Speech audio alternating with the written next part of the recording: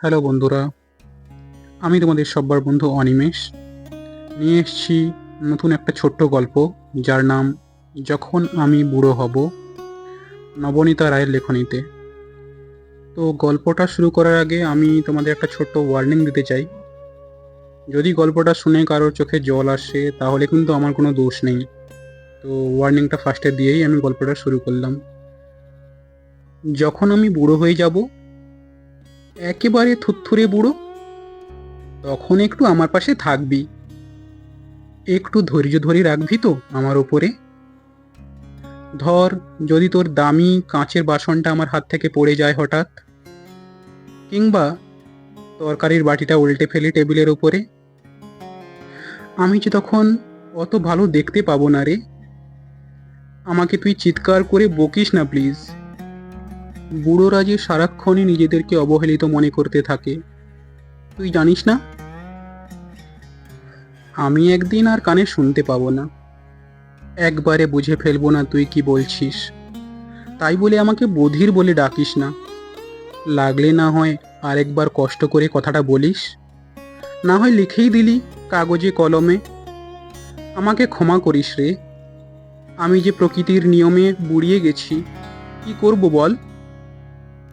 আর যখন আমার হাঁটু কাঁপবে, পা দুটো শরীরের ভার আর বইতে চাইবে না, তুই একটু ধৈর্য ধরে আমাকে উঠে দাঁড়াতে সাহায্য করবি না বল?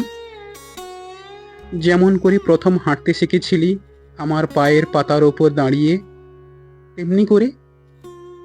কখনো কখনো আমি ভাঙা রেকর্ড প্লেয়ারের মতো বকবক করেই যাব, তুই একটু শুনিস কষ্ট করে।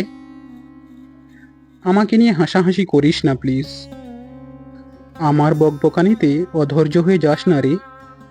তোর মনে আছে ছোটবেলায় তুই একটা বেলুনের জন্য কেমন ঘ্যান ঘ্যান করেই যেতিস আমার কানের কাছে, যতক্ষণ না তোকে আমি সেটা কিনে দিতাম? মনে পড়েছে তোর? আমার গায়ের গন্ধটাকেও ক্ষমা করে দিস পারলে। আমার শরীরে বুড়োটে গন্ধ জন্মাচ্ছে। স্নান করার জন্য জোর করিস না তখন। আমার শরীরটা যে বড্ড দুর্বল থাকবে, একটু জল লাগলেই ঠান্ডা লেগে যাবে।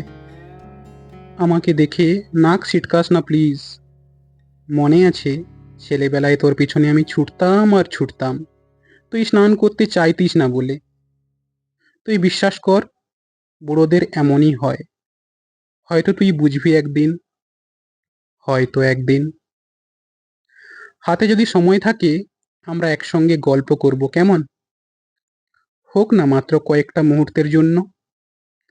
আমি তো সারাদিন একাই থাকি, আমার সময় যে একা ফুরোয় না রে। আমি জানি তুই তোর কাজ নিয়ে ভীষণ ব্যস্ত থাকবি। আমার বুড়ো হয়ে যাওয়া গল্পগুলো তোর শুনতে ভালো না লাগলেও একটু আমার পাশে থাকিস। তোর মনে আছে কতবার তোর ছোট পুতুলের গল্প আমি শুনতাম, শুনেই যেতাম। আর তুই বলেই যেতিস। আমিও তো তোকে অনেক গল্প বলতাম, মনে পড়ে তোর? একদিন আসবে, বিছানায় পড়ে থাকবো, আমার একটু যত্ন নিবি সেদিন। আমাকে ক্ষমা করে দিস যদি ভুল করে বিছানা ভিজিয়ে ফেলি, যদি চাদরটা নোংরা করে দিই। আমার শেষ সময়টায় শুধু আমাকে ছেড়ে দূরে থাকিস না প্লিজ। যখন সময় হবে, আমার হাতটা তোর মুঠোয় পুরে নিস। আমাকে একটু সাহস দিস, যেন মৃত্যুকে আমি নির্ভয়ে আলিঙ্গন করতে পারি।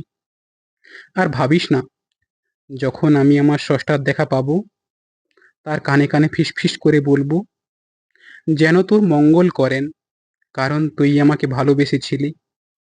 আমার বুড়ো সময়গুলোতে আমার যত্ন নিয়েছিলি। তোকে অনেক অনেক অনেক ভালোবাসি রে। তুই ভালো থাকিস। এটা ছাড়া আর কি বলার বা দেওয়ার আছে রে? হ্যালো বন্ধুরা, আমি অনিমেষ তোমাদের এতক্ষণ ছোট্ট গল্পটা পাঠ করে শোনালাম। তো আমার বিনীত অনুরোধ তোমাদের কাছে, তোমাদের ছোট ছেলে মেয়েদের অবশ্যই এই গল্পটা শোনাও, শেয়ার করে দাও, সবাইকে দেখার সুযোগ করে দাও। তো কেমন লাগলো তোমরা প্লিজ কমেন্টে আমাকে জানাও। এই গল্পটা পাঠ করতে আমার ভীষণ কষ্ট হয়েছে। আমার গলা বারবার ভারী হয়ে যাচ্ছিল, তো আমি পড়তে পারছিলাম না।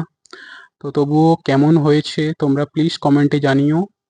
আর যারা আমার নতুন বন্ধু আমার চ্যানেলে এসছো তাদেরকে একটাই অনুরোধ, প্লিজ চ্যানেলটা সাবস্ক্রাইব করে পাশে থাকা বেল আইকনটা প্রেস করে দিও, যাতে আমি নিত্য নতুন ভিডিও যখনই আপলোড করব তোমাদের কাছে তার নোটিফিকেশনটা তাড়াতাড়ি পৌঁছে যায় আর তোমরা আমার ভিডিওটা দেখতে পারো। আর যারা আমার পুরানো বন্ধু তাদেরকে অসংখ্য অসংখ্য ধন্যবাদ আমার পাশে থাকার জন্য, আমাকে সাপোর্ট করার জন্য কন্টিনিউয়াসলি। সবাইকে অনেক অনেক ভালোবাসা। সবাই খুব সুস্থ থাকো, ভালো থাকো। আবার দেখা হচ্ছে নেক্সট ভিডিওতে। Till then, tata, bye bye, love you all.